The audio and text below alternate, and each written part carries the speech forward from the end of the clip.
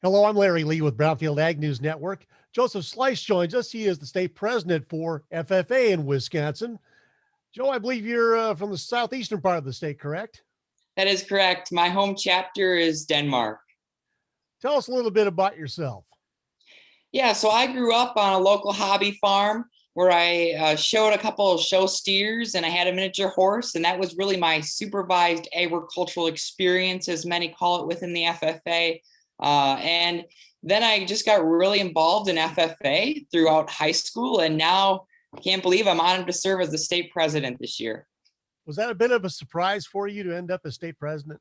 Yeah, well, thinking of the year that we have, and I was not expecting it to be. And when I look back, even just, a year from today, I wouldn't think I'd be in the position I am.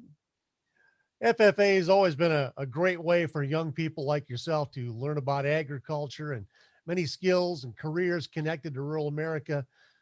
For the audience that's watching right now that doesn't know much about FFA or agriculture, how would you describe FFA and what it does?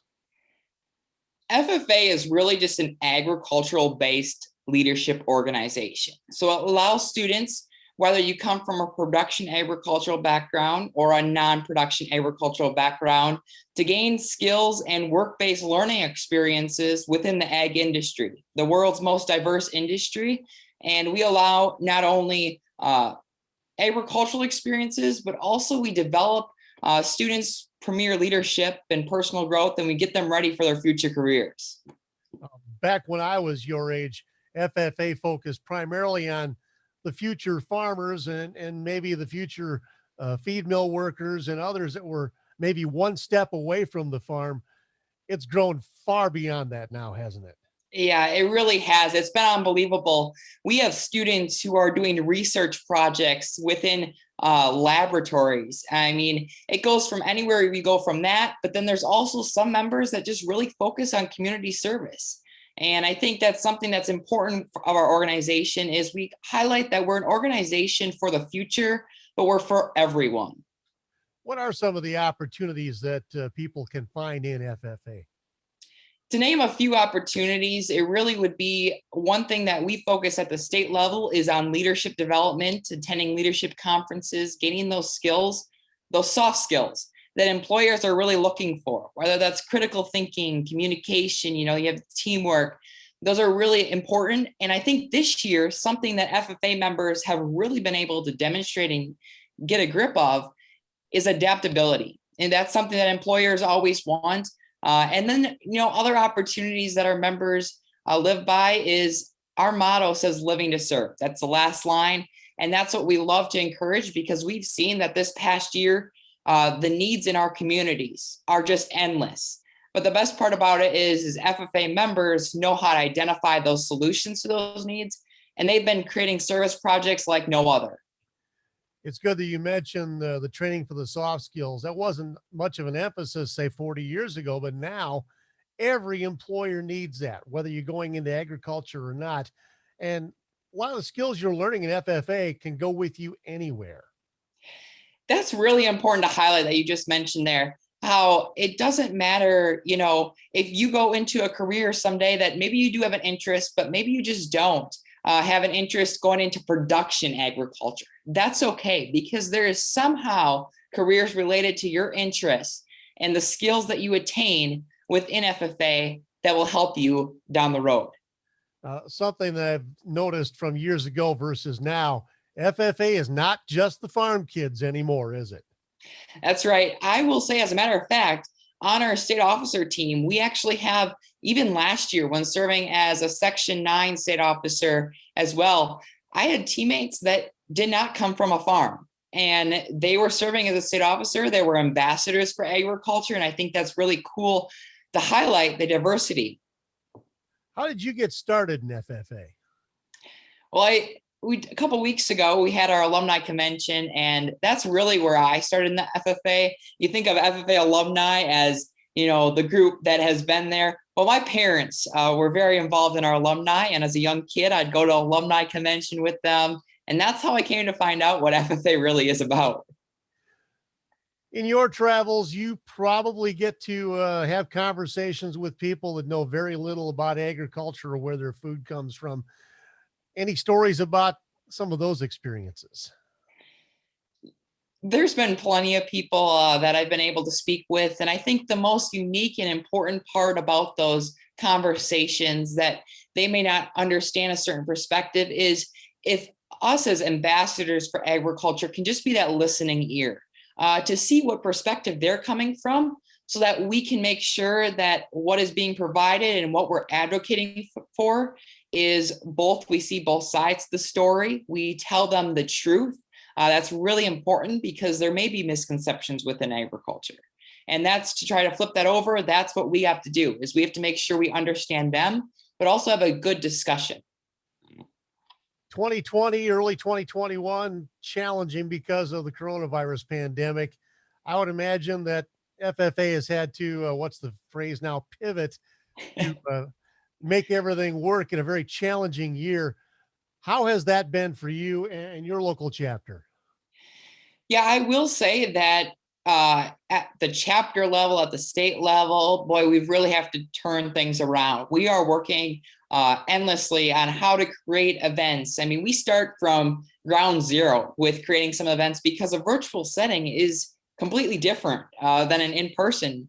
And there's so many different minor guidelines to follow. Creating a leadership conference. Last September through December, we provided over 500 leadership conferences, leadership workshops for our members to attend. Now coming up in the spring here, right now, we're beginning National FFA Week. So we're going to be providing leadership opportunities for them. We're going to be promoting community service. But it's been a challenge, don't get me wrong. But I think through hard work and dedication to continue providing more opportunities and communicating with our members is how we're going to continue to progress. What advice would you give to a young person as far as FFA, what it can offer them, and how early would you approach that student? You know, what grade level should they start looking at FFA? Yeah, FFA really starts. It can start as soon as the 7th grade level, and some schools start offering at the freshman level or 9th grade. And I personally believe start as soon as you can, because I was just on a chat just previously before we came on here on this interview, and we were talking with some representatives that were just agriculture industry professionals. They were from John Deere, and their best advice, and I could not agree anymore, is take every single opportunity that is provided for you. The FFA opportunities are endless. If you want to network with business professionals, if you want to network with just your peers around you from other schools as well, if you want to travel, FFA has it all to offer. FFA week coming up real quick, starting Monday. Any special activities we should know about? Yeah, so for Wisconsin, we'll be promoting community service all throughout the week. We have our National FFA Days of Service coming up that members can record hours and submit them to the state and national level. We then have some leadership conferences all throughout the week. Actually, on Wednesday, we have Leadership Live, which we're offering workshops as to get members prepared for the rest of the year. And then also we have throughout the week, we have some sponsor visits with our big sponsors. And then we'll be stopping into chapter classrooms, celebrating events that might be happening in your communities. I remember one of the big parts of FFA and leadership training is the various contests, speaking events. I would imagine that thanks to COVID, the structure of how those work has changed. How's everyone adapting? That's a good question you just mentioned, because that is a hot topic right now in FFA, and we're just getting started with leadership development events here in Wisconsin. We had our first level, our district level, the first, I should say, eliminating round is going to be fully virtual. The next round, as well as the state, is still being figured out, whether it be in person or if it'll be virtual. There's guidelines we got to follow and work with. But yeah, it has been challenging. We've been working hard to create those guidelines for what a competition looks like in a virtual setting to follow. But we're really excited that we can still provide the same opportunities that have been provided in the past years, this year through a global pandemic. That's something to be proud of. Slightly different FFA related topic. I understand that membership has grown through the years, but there is always a challenge finding and keeping FFA advisors and keeping active chapters in some school districts. Have you seen the number of chapters come back up again? I know the school I went to no longer has a chapter. And I know that bothers me, but when the advisor retired, the chapter pretty much died off. Are we seeing some new chapters coming online and some new members with that? We most definitely are. We actually have two more schools in Wisconsin inquiring about potentially adding an agriculture education program.